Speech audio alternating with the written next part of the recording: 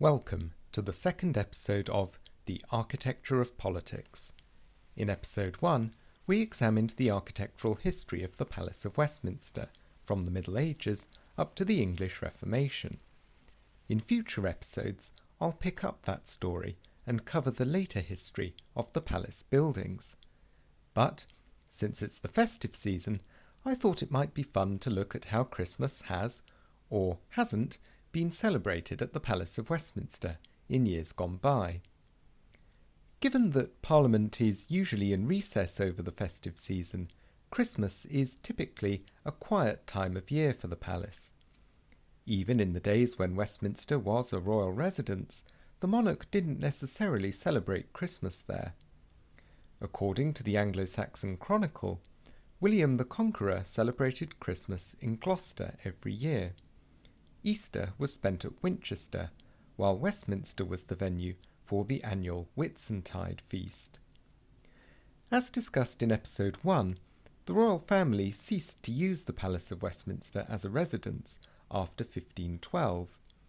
However, this did not mean that the palace became uninhabited. There is a long tradition of lodgings being provided within the palace, both for housekeeping staff and for various parliamentary or government office holders. In episode 1, I mentioned St Stephen's College, which was dissolved in 1548. In 1572, the college buildings were taken over by the Exchequer of Receipt. In those days, the Exchequer was the government department responsible for collecting revenue and making payments on behalf of the sovereign.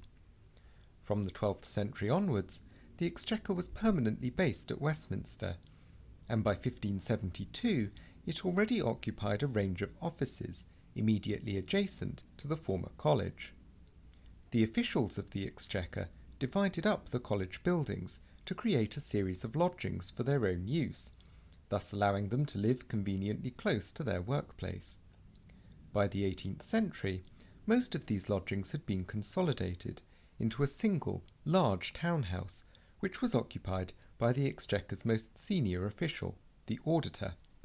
Unfortunately, there are not many good, clear pictures of the auditor's house in this era, but you can just see the south end of it in this 18th century print. Sadly, we don't have much information about how, or even if, the Exchequer officials celebrated Christmas in their official houses. However, on 21st of December 1661, the famous diarist Samuel Pepys was, quote, taken by some Exchequer men to the Dog, where, being St Thomas's Day, by custom they have a general meeting at dinner. Apparently, the Dog was an inn close to the palace. So, is this an early example of an office Christmas party? Well, unfortunately, we don't know exactly how this tradition started. However, Exchequer historian Dr Kirsty Wright has pointed out that the 21st of December was the last day of Michaelmas term, which was the busiest time of year for the Exchequer. So that would have been all the more reason to have a celebration in the run-up to Christmas. Certainly, Pepys tells us that the 1661 dinner was, quote, all very merry, unquote. During the 18th century, the Exchequer declined in importance as the Bank of England took over many of its functions. In 1794, the auditor was forced to give up his official house, and it was reallocated to the Speaker of the House of Commons, thus becoming the Speaker's House. We know that Charles Abbott, who was Speaker from 1802 to 1817, spent at least 2 Christmases at Westminster, in 1803 and 1806. In 1803, the Abbott family crossed the road for a service at St Margaret's Church. Founded in the 12th century, St Margaret's stands right next door to Westminster Abbey. In the days before the Reformation, St Margaret's was the parish church for Westminster's local community, allowing them to worship separately from the monastic community of the Abbey. The House of Commons has used St Margaret's as a venue for official church services since the 17th century, and it's often referred to as the parish church of the House of Commons. However, the family did not eat their Christmas dinner at the Speaker's house. Instead, they were hosted by Abbott's father-in-law, Sir Philip Gibbs. Sadly, I haven't been able to find a picture of Gibbs, but he was a notable plantation owner and enslaver from Barbados, and at the time he leased a townhouse on New Burlington Street in Mayfair. We don't know where Abbott ate his Christmas dinner in 1806, because it seems that he was preoccupied with political business that year. Yes, in this day and age, it might seem extraordinary that the Speaker should be discussing business on Christmas Day. But in the Georgian era, Christmas wasn't such an important celebration as it would later become during the Victorian period. Abbott's diary entry for Christmas Day tells us that he, quote, by appointment called on Lord Welsley, who desired to state to me his views and feelings respecting his own situation as to Mr. Paul's impeachment, unquote. Now, in this case, Lord Welsley refers to Richard Colley Welsley, 1st Marquess Welsley, who was Governor-General of Bengal from 1798 to 1805. Please don't confuse him with his younger brother, Arthur Welsley, who later became the 1st Duke of Wellington. Mr. Paul was James Paul, an opposition MP who had previously been a trader in India and had developed a grievance against Welsley. Now, both Abbott and Welsley would have remembered the notorious impeachment trial of Warren Hastings, who had been one of Wellesley's predecessors as Governor of Bengal. After resigning his post in 1785, Hastings was accused of corruption, and he was subjected to an impeachment trial, which dragged on for 7 years, but which ultimately ended in 1795, with Hastings being acquitted on all charges. Incidentally, this trial took place in Westminster Hall, whose early history I discussed in episode 1. Wellesley was no doubt anxious to avoid facing a similar ordeal, so it's quite understandable that he would have wanted to talk to the Speaker and try to get him on side. However, Wellesley needn't have worried.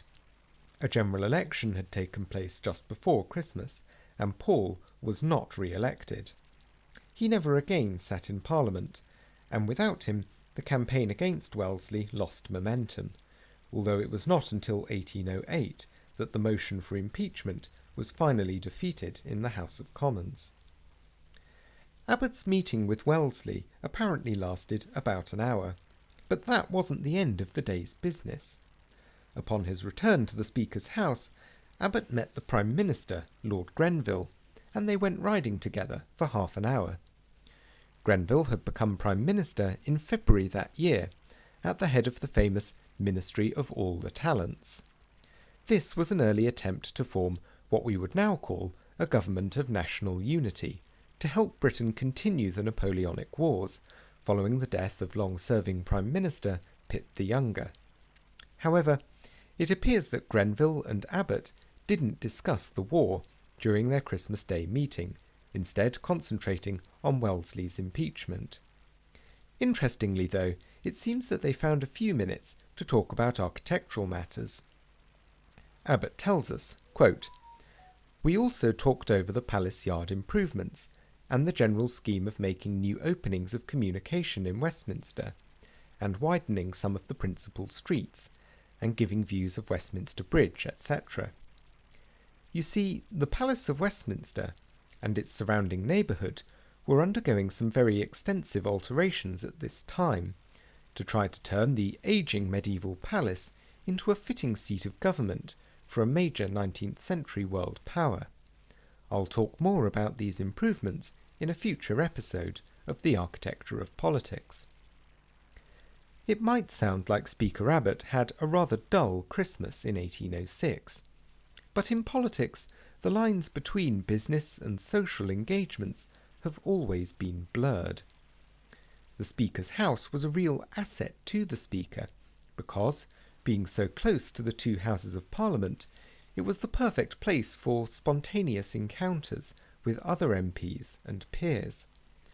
Such meetings helped the Speaker to strengthen his personal relationships with leading politicians, and ultimately that helped everybody to get political business done. Abbott apparently had a slightly awkward relationship with the Talents Ministry. Perhaps he hoped that a ride and a chat with Grenville might help to smooth things over. After all, isn't Christmas supposed to be the season of goodwill? In the end, though, it probably didn't make much difference. The Talents Ministry collapsed in March 1807, and Grenville never held ministerial office again. I haven't managed to find any evidence of the palace being decorated for Christmas in Abbott's times, but this has certainly happened in more recent years. In 1994, Speaker Betty Boothroyd decided to have 2 large Christmas trees put up within the palace for the first time. She placed one in New Palace Yard, where it would be visible to passers-by, and the other in Westminster Hall, where it formed the backdrop for a carol service led by the Salvation Army. Boothroyd also started a tradition of inviting the House of Commons staff to a party at the Speaker's house, featuring wine, mince pies and carol singing around yet another Christmas tree. Of course, I should point out that by this time the Speaker's house was no longer the same one that Speaker Abbott had occupied. Again, I'll cover the full history in a future episode. I hope you've enjoyed this whirlwind tour of Christmas through the ages at Westminster. In future episodes, I'll go into more detail on some of the buildings I've mentioned in this video, not least the Auditor's House and the Speaker's House. In the meantime, I wish a very Merry Christmas to all who celebrate, and I look forward to seeing you in the new year for more Architecture of Politics. Thank you for watching.